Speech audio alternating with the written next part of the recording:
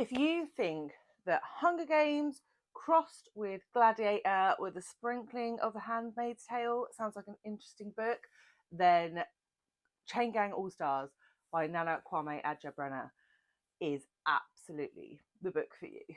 Hello, welcome back to my channel. My name is Gemma and today I am going to be talking spoiler free about the hot new release Chain Gang All Stars, which has been quite frankly getting quite a bit of buzz in the bookish community and which I read very recently. So this book is billed as a dystopian, but similarly to Atwood's A Handmaid's Tale, this is something that, though it seems dystopian in the way that it is presented, it is actually really happening in the world. And this is really Brenya's interrogation of the US prison system, penal system, and sort of looking in at the greed of the people in power, mob mentality, consumerism, racism, justice. It's chock-a-block full of hard-hitting themes and topics. But at the centre of it, we have two female characters, Thurwar and Stax, and we really follow their journey through the length of this novel.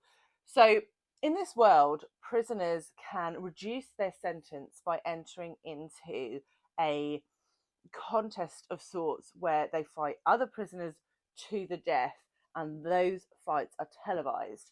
So already you can probably see the link between this and Hunger Games, as well as this and Gladiator. Are you not entertained? Are you not entertained? There are obviously differences in this. One of the things that I think Brenya did really well was drip feed the world to us throughout this novel. You are sent in with a bang in the middle of a battle that Thurwar is competing in. And from there, we start to understand more about links, which are sort of families within this world, within the prison system, people that you fight alongside. You see the impact of consumerism through people watching this from their couch, the way people's opinions change having watched this, how they get addicted to watching violence. We look at mental health. We look at how science is exploited in order to further violent agendas. And I think really this is a perfect book for everybody, because there are these high level themes that those with perhaps a more literary eye are very much going to be interested in, and they're going to be able to unpick this. I certainly had a discussion with Scott at Gunpowder Fiction and Plot and Nell at Book Hunt, who also read this recently, and I think they probably picked out quite a lot of the higher themes. But there is also just an excellent story following these two main characters throughout their journey, with a significant twist to what is happening about a third of the way through the book, which then we see the ramifications for as we enter the end parts of the book. The way that Brenya weaves this narrative, drip feeding you the world all the way through, is so masterfully done. At no point did I feel like I was being info dumped on.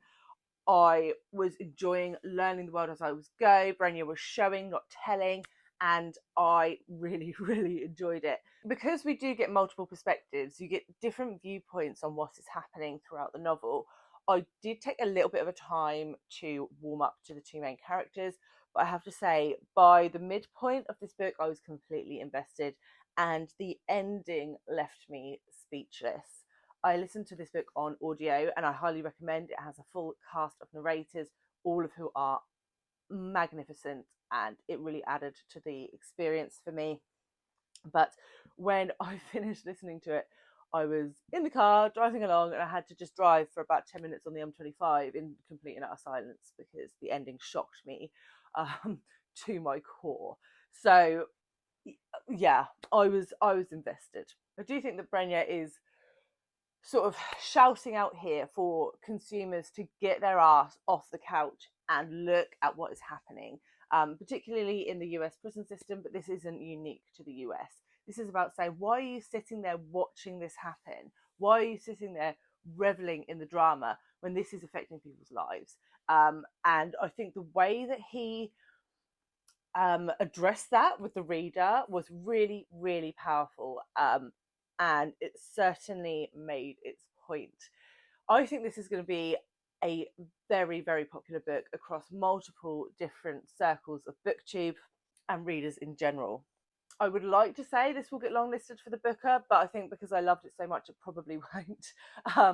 But I would love to see it there because I think this book is doing so many amazing things, as well as just being an excellent story to read.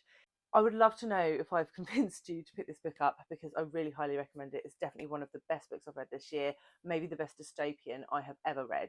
So that is my endorsement. Let me know in the comments if you're going to give it a go, and I will see you very soon with another one. Bye, guys.